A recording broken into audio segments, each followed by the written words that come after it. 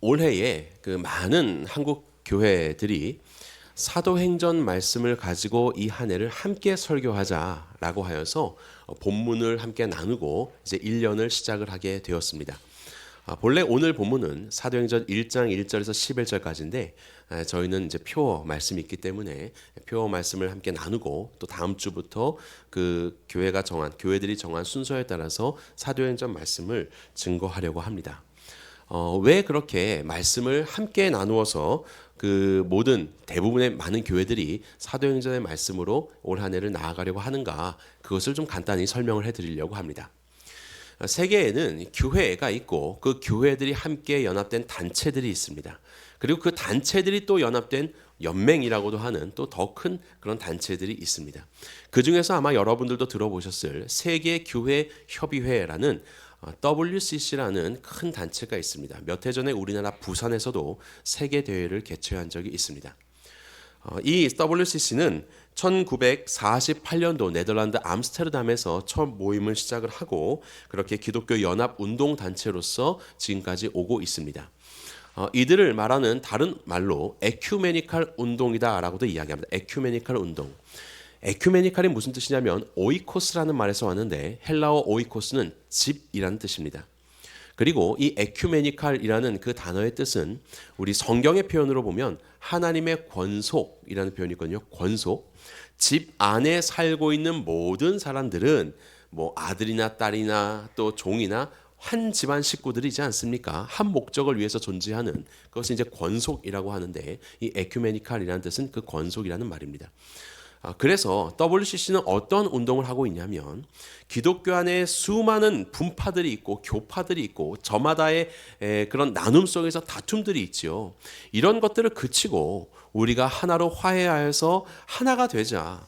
하나님 나라에서 우리는 한 권속이지 않은가라고 하면서 종교 일치, 교회 일치 운동을 벌이고 있는 것이지요. 서로의 대화를 통해서 이해를 통하여서 서로의 협동으로 교회의 하나됨을 이루어가고자 시작된 것이 바로 세계교회협의회 WCC의 모습입니다. 그런데 이 WCC가 그 시작을 하며 지속이 되면서 조금씩 그 안에 우리가 타협할 수 없는 그러한 변질적인 모습들이 발견되기 시작합니다. 그것은 무엇이냐면 대화와 타협과 이해와 화합을 강조하다 보니 성경에서 말하고 있는 가장 핵심 중에 핵심, 하나님과 사람 간의 화해, 각 개인과 하나님 간의 화해, 회개로 인한 하나님과의 화해가 강조되기보다는 사람과 사람과의 화해가 더 강조되기 시작한다라는 것입니다. 그러면서 복음의 절대성, 예수 그리스도의 유일성을 말하는 것이 아니라 꼭 예수 그리스도가 아니어도 복음의 길은 열릴 수 있다라고 하는 그러한 변질의 모습들이 시작되게 되었습니다. 보편주의, 상대주의라고 할까요? 그래서 복음의 유일성과 절대성이 조금씩 사그라들기 시작하고 종교다원주의 들어보셨습니까? 뭐로 가도 서울만 가면 되고 서울로 가는 길은 여러 개가 있다 이것입니다. 어느 종교를 믿든 그 속에서 구원의 길이 열려 있다라고 생각하는 그런 종교다원주의나 혹은 종교 혼합주의적인 그런 모습들이 나타나기 시작을 하였습니다. 그리고 급기야는 선교에 대해서도 반선교 정책, 선교 모라토리움이라고도 이야기하는데 선교의 중지, 그리고 선교는 하나님이 하신다. 미시오 데이라는 말이 있습니다. 하나님의 선교는 하나님이 하시기 때문에 그 토착민들에 대해서 그들의 문화와 그들이 가진 종교 속에서 하나님이 지혜롭게 선교를 하시기에 우리가 굳이 말씀을 들고 예수 그리스도를 증거할 필요는 없다. 그래서 우리가 힘써야 할 것은 무엇이냐면 하나님의 사랑을 가지고 저들의 모든 반목을 극복하고 그리고 이해와 대화와 타협 속에서 서로가 서로 안에 하나가 되어가는 바로 그러한 평화운동, 그리고 묶였던 것들로부터 자유케 되는 해방운동, 생명을 소중하게 여기는 생명운동, 각 사람 한 명 한 명의 인권을 소중히 여기는 인권운동, 바로 이러한 모습들로 선교운동이 변질되기 시작을 하였습니다. 평화도 중요하고 해방과 인권과 이 생명 모든 것들은 다 중요하지만 그 안에 예수 그리스도의 복음이 조금씩 결여되는 그러한 변질의 모습을 WCC가 보이고 있는 것이고, 사실 이것은 그 시작에서부터 이미 예견이 된 그들의 중심 속에서 예수 그리스도가 계시지 않은 사람의 평화가 중심이 되어 있는 그 시작에서부터 이미 예견이 된 일이었다라고 볼 수 있습니다. WCC 외에도 많은 단체들이 있습니다. 복음주의권 단체 중에 WEA, 세계 복음주의 연맹 이런 것들도 있고요. 여러 단체들이 있는데 그 중에서 제가 오늘 간단히 소개드리고자 하는 것은 로잔 운동입니다.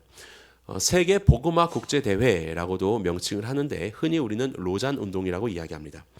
1974년도에 스위스 로잔에서 처음 모임을 가지기 시작을 하였습니다. 그리고 이들은 이반젤리칼, 복음적인입니다. 복음적인 운동이라고 볼 수 있어요. 복음주의. 여러분들이 복음주의라는 말 아마 들어보셨을 겁니다. 여러 가지 주의가 있는데 복음주의는 설명을 할 수 있는 것들은 많이 있겠지만 이렇게 기억하시면 좋을 것입니다. 복음주의는 성경의 특수성, 성경의 그 계시성을 우리는 인정을 하고 성경의 무오성을 인정을 합니다. 성경은 무오합니다. 하나님의 뜻을 온전히 우리에게 전하시며 성경 안에는 구원의 길이 온전히 계시가 되어 있습니다. 그런데 그 구원이 무엇이냐? 예수 그리스도입니다. 구원은 예수 그리스도 외에 다른 길은 없다라고 인정하는 것이 바로 복음주의입니다. 그래서 성경을 통해서 예수님을 알게 되고 그로 인하여서 우리는 복음을 구원의 길을 얻을 수 있다라고 고백을 하고 그렇게 성경을 고백하는 자들이 바로 복음주의권에 있는 교회들이고 우리가 알고 있는 많은 교단과 또 단체들이 이 복음주의에 속해 있습니다. 그들이 1974년도에 스위스 로잔에서 모였고 WCC의 변질되어가는 선교 운동에 대항하여서 복음의 중심을 잡고자 시작했던 것이 바로 이 로잔 운동입니다. 그리고 이후에 필리핀에서 그리고 남아공 케이프타운에서 2차, 3차 대회가 열렸고 그리고 올해 2024년도 우리나라 서울에서 4차 로잔 대회가 열리게 됩니다. 9월 달에 열리게 됩니다. 그래서 이것을 준비하며 우리나라의 많은 교회들이 하나님이 기뻐하시는 선교가 무엇인지를 다시 한번 사도행전 말씀을 통해서 깨닫고 그리고 우리의 선교를 점검하며 다시 이 복음 중심적인 선교로 나아가자라는 그런 취지에서 많은 이 로잔의 그 정신에 동의하는 많은 교회들이 사도행전 말씀을 함께 나누는 것을 시작을 하고 있고요. 가깝게는 우리 새누리 2교회 그리고 이번에 전교인 수련회에 오시는 그 한창수 목사님이 심호하시는 대구의 엠마오 교회도 바로 이 로잔 운동에 동참하여서 올 한 해 사도행전 말씀으로 함께 나누기로 계획했다고 제가 얼마 전에 들었습니다. 네. 이런 말 들어보셨습니까? 복음이냐 빵이냐 들어보셨죠?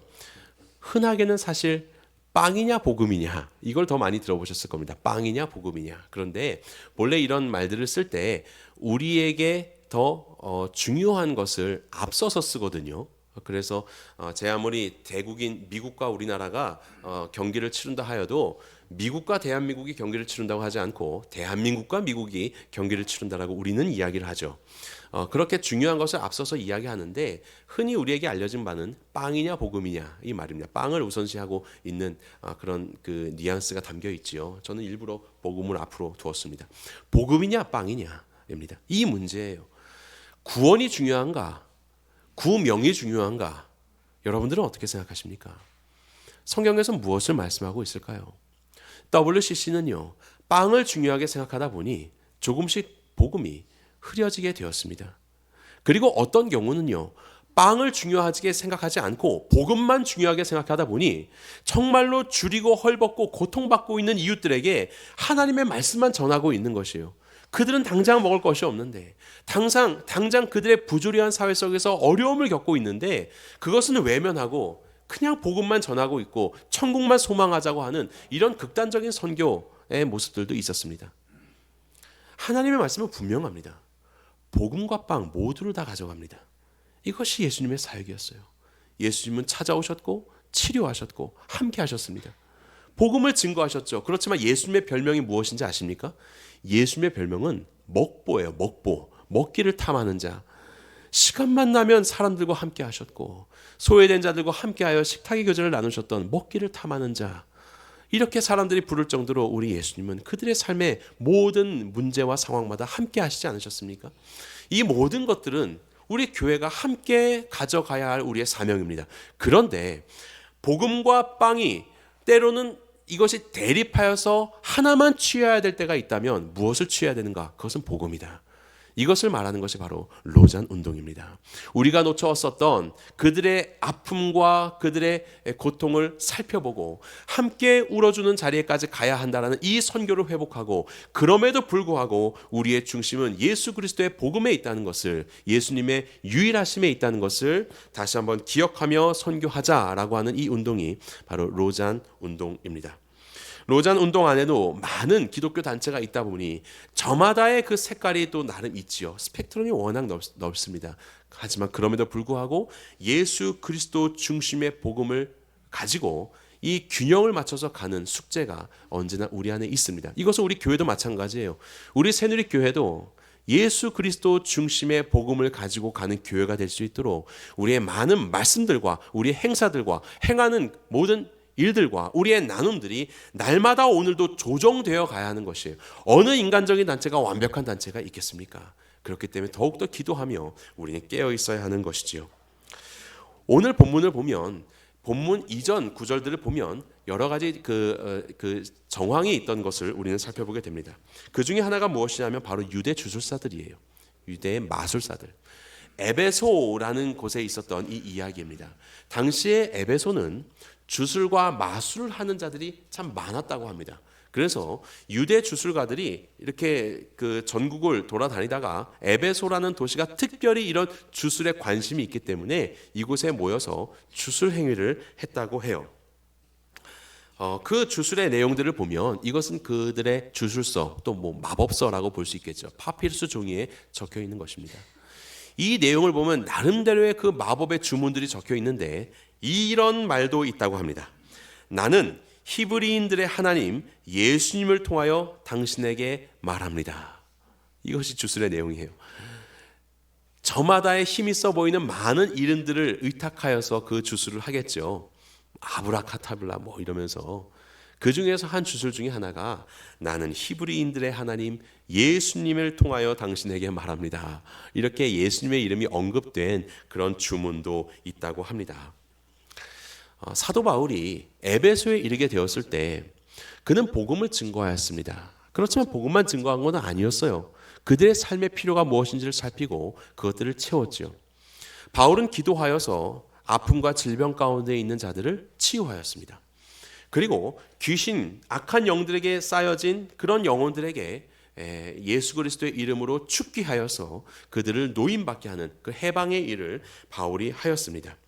이러한 바울의 사역들을 가만히 보았던 이 주술사들이 야, 이거 가만히 보니까 바울이 말하고 있는 예수의 이름이 효험이 있는 거예요. 능력이 있는 거예요. 그래서 그들도 주문을 만들어서 외우기 시작합니다. 그것이 사도행전 19장 13절의 말씀이에요. 제가 보겠습니다.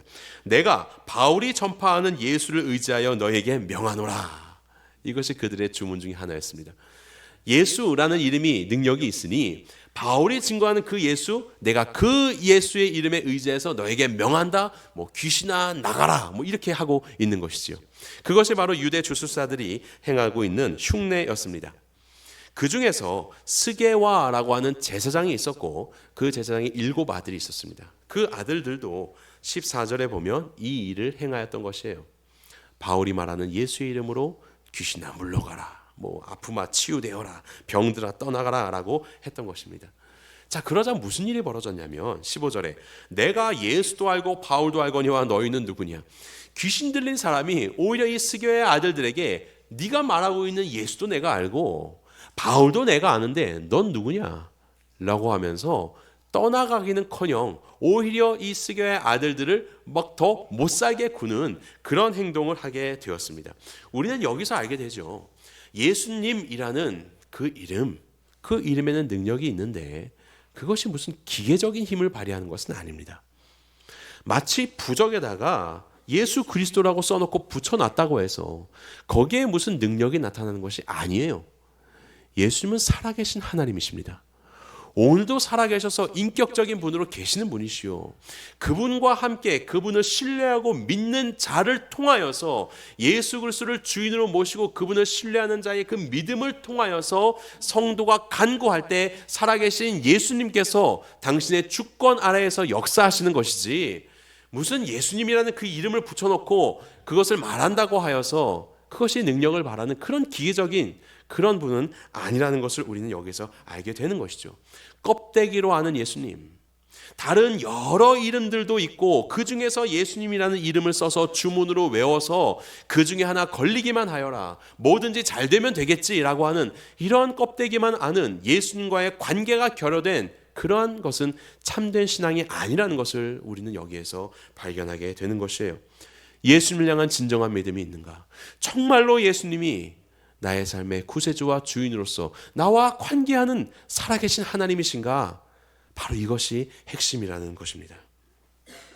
그렇게 스그의 아이들이 예수님의 이름으로 축기를 했지만 능력은 베풀어지지 않았고 결국 이렇게 됩니다. 악귀 들린 사람이 그들에게 뛰어올라 눌러 이기니 그들이 상하여 벗은 몸으로 그 집에서 도망하는지라. 그들이 막 그 악귀로부터 벗어나려고 하면서 옷도 찢어지고 옷도 다 벗겨지고 도망하게 된 것이에요. 이것이 그들의 결국입니다. 옷은 무엇을 상징합니까? 옷은 신분을 상징하는 거예요. 신분. 옷은 내가 어떤 존재인지를 드러내는 것이고 그 옷은 나를 드러낼 뿐만이 아니라 나를 보호해주는 보호막이기도 합니다. 이 모든 것들이 벗겨지게 되었다.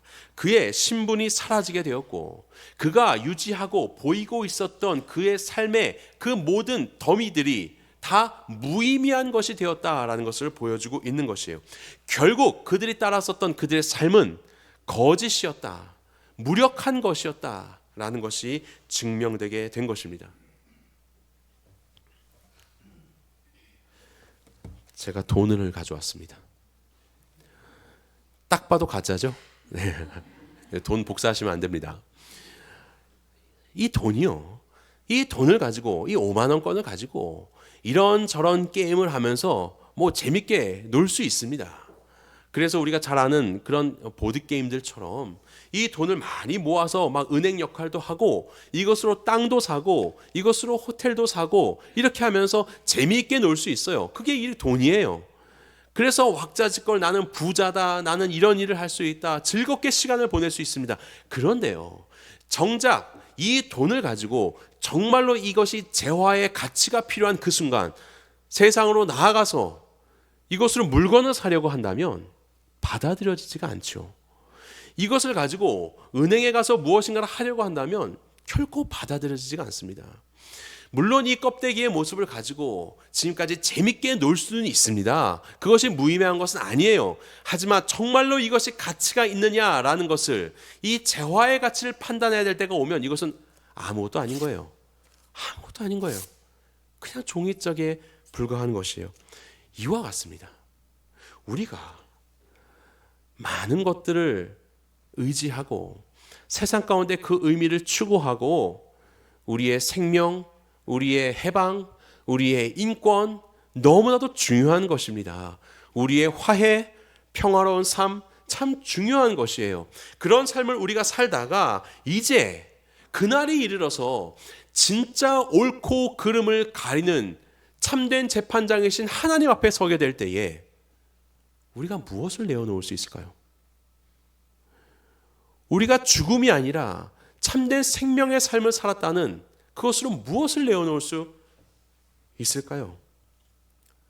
우리는 바로 그 재판관 앞에서 우리가 열심히 살았던 사람의 수고, 우리가 그토록 공부하였었던 사람의 지식, 우리가 열심히 내었었던 우리의 어떤 행위들, 불로 태워져 버릴 이런 것이 아니라 영원히 다시 사신 예수 그리스도의 보혈의 피, 그분의 흐르는 보혈의 피를 하나님 앞에 보여드릴 수 있을 것인가?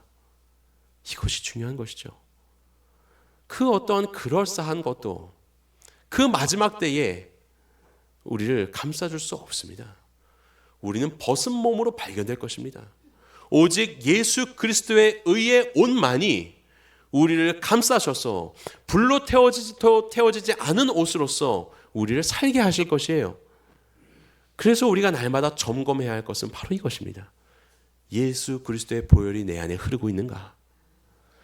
살아계신 예수님이 진정으로 내 삶의 주인이 되시는가? 나의 삶의 구원자로 나는 그분을 고백하고 있는가?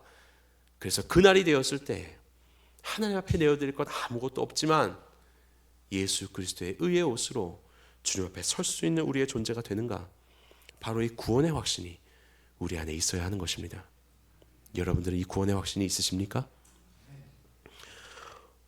혹 여러분들 속에 예수님은 아는데 그분이 나의 주인이 되어 있지 않다면 예수 그리스도를 주인으로 영접하시기 바랍니다.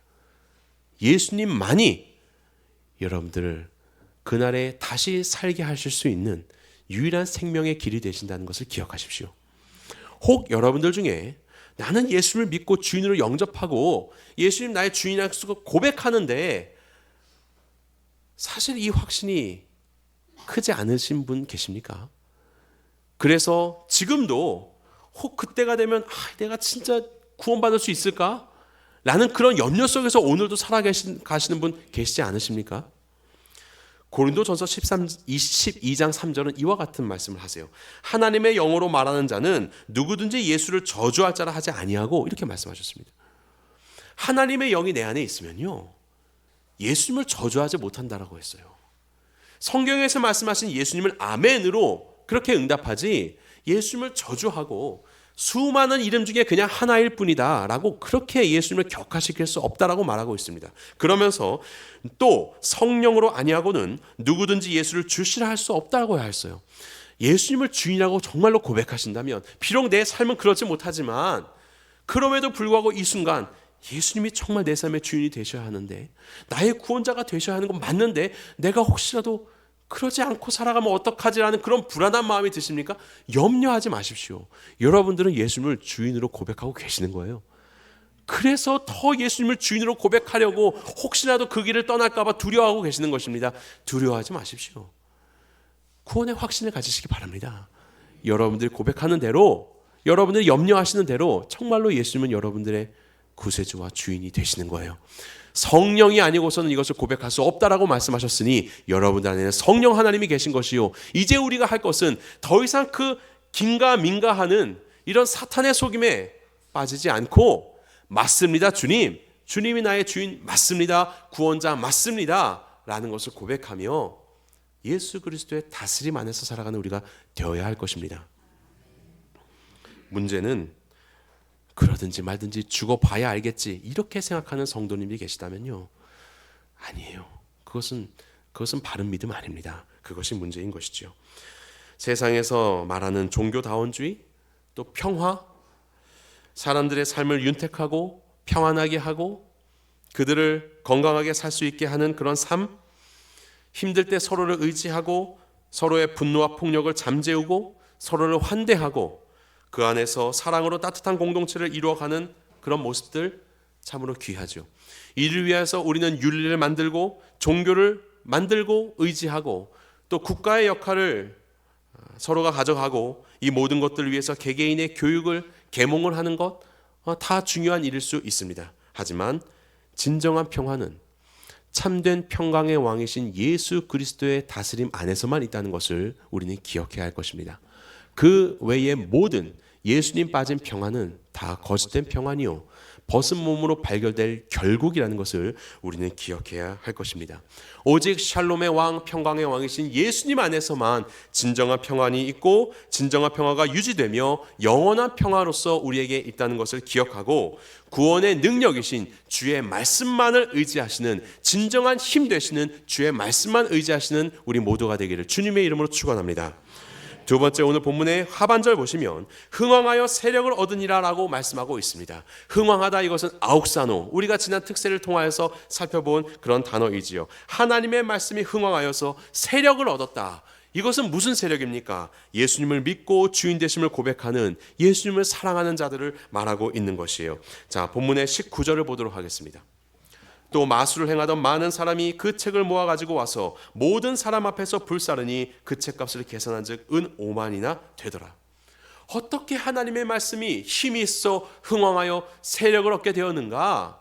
이와 같이라고 19장 20절은 시작하는데 그 이와 같이의 모습이 여기에 있습니다. 에베소에 사는 수많은 사람들, 그 중에서 특별히 헛된 것을 쫓아서 살았었던 주술하는 자들, 그들의 주술과 마술들이 쓸모없는 것을 깨닫고 헛된 것을 깨닫고 그 모든 책들을 다 가지고 나와 불태우게 되는 것이에요. 그들은 이런 이야기가 있더라고요. 내가 하는 이 주문이 노출이 되면, 이 주문이 무슨 의미인지 그 주술서에 써 있는데 이것이 노출이 되면 그 즉시 주술은 힘이 없다. 그렇게 그들은 이해하고 있었다고 해요. 그럼에도 불구하고 그들이 모은 모든 주술서들을 사람들 앞에 다 내어놓는 것입니다. 왜? 이것은 가짜였으니까. 물론 그들의 삶에서 주술을 행하며 살아갈 때 뭔가 그럴듯한 일들도 있었겠지요. 오늘날 많은 종교들이 그랬던 것처럼요. 하지만 예수 그리스도를 알고 나서는 이 모든 것들은 다 쓰레기에 불과하다는 것을 깨닫게 된 것입니다. 이것은 헛된 것이요, 헛되뿐만이 아니라 주술을 행하는 것은 오히려 예수님 앞에서 죄하게 된다는 것을 깨닫고 이들은 이 모든 그럴듯한 것들을 다 태워버리는 것이에요. 사람들 앞에서. 왜요? 왜 개인적으로 하지 않습니까? 다시는 내가 돌아가지 않겠다는 그런 결단을 말하고 있는 것이죠. 사람들 앞에서 오직 예수 그리스도의 이름 앞에 무릎을 꿇고 그가 유지했던 그 모든 것들은 쓰레기로 여기며 다 불태우는 것이 바로 이 주술사들의 모습이었습니다. 그렇게 태웠더니 태운 책값이 얼마라고 합니까? 은 5만이나 되더라. 은 5만. 은전인 드라크마 하나는 노동자의 하루 품삯입니다. 5만 일의 품삯이에요. 계산해보면 150년 동안의 일당입니다. 어마어마한 일이죠. 150명의 사람들에게 1년 주어야 할 연봉, 이 값을 다 태워버렸습니다. 여러분들은 어떻게 하실 거예요? 당근에 파시겠죠. 저렴하게. 근데 이들은 그러지 않았어요. 왜 그러지 않았습니까? 이것은 헛된 것이니까 다른 이들에게도 이러한 헛된 것들을 증거하지 않겠다 라고 결심하며 이 모든 것들을 다 태워버린 것이에요. 예수님 외에는 구원이 없습니다. 빵은 중요합니다. 빵도 중요합니다. 하지만 예수님 없는 빵은 아무것도 아닙니다. 예수님이 빠지면 아무것도 아니에요. 그래서 우리는 할 수만 있는 대로 빵도 전하지만 예수 그리스도를 지혜롭게 증거할 수 있는 바로 그러한 선교의 열정과 지혜를 가져야 할 것입니다. 말씀으로 번성하라. 2024년도 우리 교회의 표어입니다. 어떻게 말씀으로 번성할 수 있을까요? 오늘 본문의 첫 시작, 이와 같이 주의 말씀이 아닌, 예수 그리스도 아닌 세상에 있는 헛된 것들, 그런 것들을 나의 주인으로 삼고 의지할 것으로 삼고 살지 아니하고 이 모든 것들을 태우며 주의 말씀 앞에 굴복할 때 바로 그때 말씀이 번성할 수 있게 되는 것입니다. 주의 말씀 앞에 온전히 순종할 때 바로 그때 하나님의 말씀이 흥왕할 수 있게 되는 것이에요. 그래서 우리가 지난 특세를 통하여서도 바로 이러한 하나님의 말씀으로 우리가 먹고 자라며 그 자람 속에 이웃이 깃드는 공간을 마련하고 이것이 나도 그렇고 그들도 예수 그리스도의 제자가 되는 일 가운데 확장이 되어지며 이 모든 일들을 통하여서 우리가 살펴본 요한복음의 말씀과도 같이 그는 흥하여야 하겠고 나는 쇠하여야 하리라. 예수 그리스도가 흥하여야 아옥사노 예수님이 번성하시고 우리 모두는 쇠하여지는, 그렇게 우리의 모든 신앙 실천을 통하여서 오직 예수 그리스도의 이름만이 높아지는 바로 이 일들 가운데 오직 순복하시는 우리의 삶이 되어야 할 것입니다. 어떻게 하나님의 말씀에 굴복하시겠습니까? 어떻게 하나님의 말씀이 여러분들 삶 가운데 힘이 있도록 나아가실 수 있겠습니까? 말씀 아닌 다른 그럴듯한 세상적인 것들을 태워버리시기 바랍니다. 여러분들의 예배, 여러분들의 성경 공부, 여러분들의 기도, 이것이 너무 버거우십니까? 이미 배가 불러서 억지스럽게 채워넣는 것처럼 보이십니까? 왜 배가 부르시나요? 우리가 정말로 먹어야 할 예수 그리스도의 생명이 아니라 세상적인 그럴듯한 다른 것들을 먹어서 이미 배가 채워진 것 아니겠습니까? 그런 군 음식들, 군것질거리, 그것들이 우리 안에 채워져 있으면 끼니를 먹지 않게 되는 거예요. 그것은 우리를 결코 건강하게 성장시킬 수 없습니다. 그것은 우리의 건강을 해하게 되는 것이에요. 혹시 이 시간에 여러분들 속에 예수님 외에, 하나님의 말씀 외에 다른 것들을 의지하며 살았었던 그 모든 군 음식들, 그런 것들을 이미 배불러서 주의 말씀이 들어오지 않는 그런 분들이 계시다면 그 모든 군것질거리들을 끊으시기 바랍니다. 그리고 줄이시기 바랍니다. 그리고 그 줄임 속에서 우리의 진정한 생명 되시는 예수 그리스도의 복음과 하나님의 말씀을 더욱더 채우십시오. 그 체험 속에 말씀으로 번성하여 하나님이 기뻐하시는 하나님의 사람들의 세력이 더욱더 얻어지게 되는 바로 그러한 생명의 역사가 올 한 해 우리 새누리교회 가운데 더욱더 풍성하게 넘쳐나기를 주님의 이름으로 간절히 축원합니다.